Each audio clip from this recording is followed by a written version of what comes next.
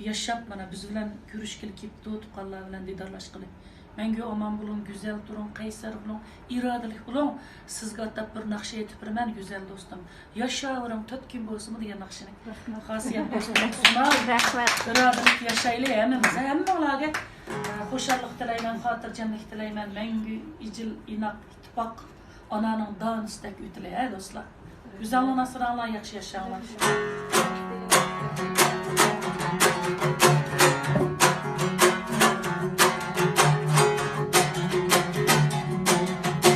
Hasiyet dostum hatta beytaya. Bu dünya ne töpkünlükteydi. Yaşarım töpkün bolsumu.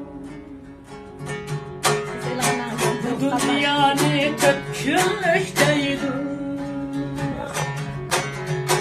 Yaşarım töpkün bolsumu. İnsan ölse ümit ölmeydi. Yaşarım töpkün bolsun. İnsan ölse ümit ölmeydi. Yaşarım töpkün bolsun.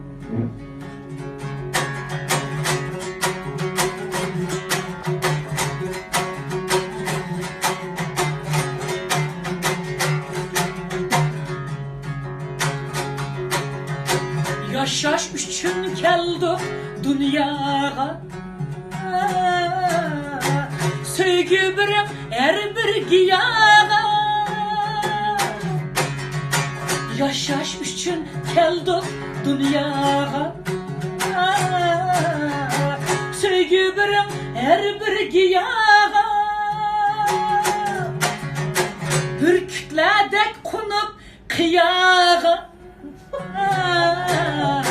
Yaşarım töküm bolsun. Ürklerde konup kıyar. Yaşarım töküm bolsun.